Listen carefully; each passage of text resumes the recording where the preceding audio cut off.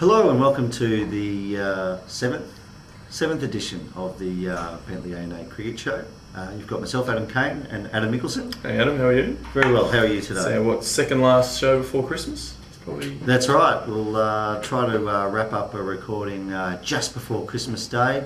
Christmas special. Yeah, Christmas special. Wear our Christmas hats and, maybe even bring in Russell Holmesby for a surprise visit. But anyway, we'll move into the rounds, and after round 5, Bentleigh A&A's first 11 had another win, chasing Amiga's 162. We passed them 4 down. Yeah, we're 3-2, I believe now. So, we've had some tough games. We've played East Sandy, we've played Elwood, Brighton Union. So we've played probably the 3 teams that are in the 4 at the moment. Last week we rolled a team for 160 and got it 4 down. So, I don't think you can do more than that.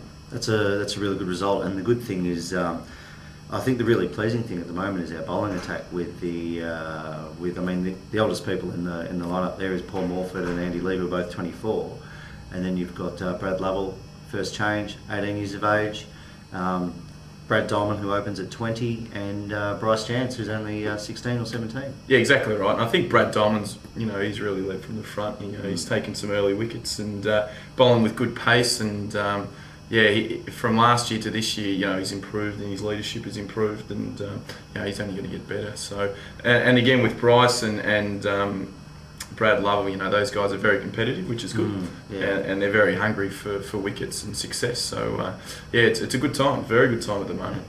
Some people are saying that Brad Diamond's got a new nickname, formerly known as RoboCop or He-Man, and for some reason he's developing the nickname Brains. I don't know why, but anyway, Brains. Okay. Anyway, fair enough. Yes. Anyway, we'll move into Wilno Shield, and Bentleigh A&A before this game were looking pretty strong in Wilno. We were 3-1. Not really playing to our best, but playing and winning games. We were looking good at none for 85 off about 20 overs when we collapsed, and then we're all out for 161. So needless to say, Amiga passed those runs reasonably easy, 4 down. So it's probably a real issue that the seconds are going through at the moment when it comes to batting. For most of the season, David Marsh has been leading from the front with the bat opening, and I was able to contribute with Mark Geschke last week, but the middle order got a bit of a problem there. I think from the outside looking in, though, our Woolnow team, you sort of look at it as a development team. So these things are always going to happen. That's what I think, and it's good that there is that mix of the young guys like the Jack Morrisons and these sort of guys, and Ben Tiddies and all these guys that are in there, because it's not always going to be one way going. You were 3-1 before the game, now you're 3-2, but these guys got to learn from that, and hopefully the senior guys can step up next game and make sure that we can get some good totals on the board. That's right, and the season's far from over. Exactly. Third 11, they won quite easily. The Dream Team, Super Team, yeah. With they were chasing a score of around 230. And they passed them 5 down with the Evergreen, Cedric Jance, leading from the front, making 72 not out. It's probably the first time Cedric's really had a good hit in the middle, I think. So yeah, it is. That's good for Cedric. And he was well supported by Tim Wright, who made 36 in his first game in the thirds, normally been captaining the fifths for the first part of the season, but he's worked his way up and contributing really well with the bat and behind the stumps. And also Simon White, thanks for coming, came with 30 not out. So that was a good result for the thirds. And moving on, the fourths, what can you say? They're 5-zip, chasing I think about 220 or something like that. And they passed them easily with Desi having his first hit for the season and making a lazy 54 or something like that. So well done to Desi. And well done to the fifths. Hamish Richardson's doing a good job there. I think the guys are 5-zip now, aren't they? That's right. So, they're travelling beautifully. But not on top of the ladder, because someone else is undefeated and had won outright, much to Hamish's disgust. But anyway, we're only halfway through the season, so plenty of time to just keep on focusing on winning. And the 6-11 the 5th 11 had a bit of a rough day. They were chasing about 230 themselves, and were unfortunately all out for 199. Chris Fulco made 39, and someone else made Vinay runs. Singh. Oh, Vinay Singh, of course, yeah. He opened the batting, Vinny. And he made 51, so that was a good effort for Vinay. But unfortunately, the boys got rolled. And yeah, I mean, for a team that I guess is benefiting from a lot of depth that we've got at the moment, unfortunately the wins just aren't showing up on the board.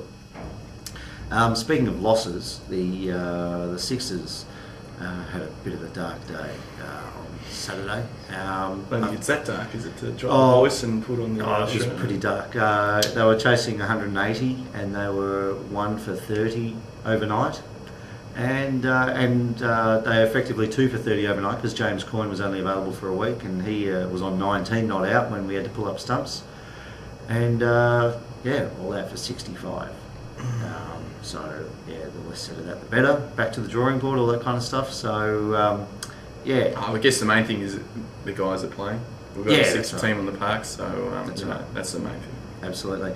And the one-day grade suffered their second loss for the season, making 743, and Brighton Union passed them 2 wickets down. So the Woodovers Brighton Union, right? Yeah, they do. They were last year's premiers from memory, and yeah, they in the one-day grade they're pretty strong all round. So good luck to them. But our guys aren't out of it either. So that was round 7, and round 5. And I just want to make a point: the under 16s who are going great guns actually lost by about 10 runs on the weekend. So they'll be hurting from that, and obviously we'll bounce back. But again, our under 16s are really, really strong at the moment, and looking forward to seeing them continue on throughout the season. If you're going to lose them this time of the year. Very true, very true. So that is the round for A&A. I'll just quickly do our team of the round. And Adam, I believe you've put them on the screen, is that right? There they are. Yep. There they are. I thought I'd throw myself in there for doing something for once this season. Opening the batting with Vinny. Andy Lee. Andy Lee deserves to be the team of the week at number 3. He's been batting 11 for the last 3 or 4 years, and has came in as the night watchman for the ones. And went on to top score and make 45. So absolutely big Andy. It wasn't Gillespie-esque, but it was very good. Well done, Andy. Very comfortable at 3. Yeah, well, there's some pressure. options. Yeah, absolutely. And good old Red, James White at number 4, making 38. So he's continuing on in his good form in Longmere Shield. So well done to Red. Yourself, Adam, even though it wasn't one of your highest scores, it was a score that got us over the line and won the game. And of course, Cedric with his effort.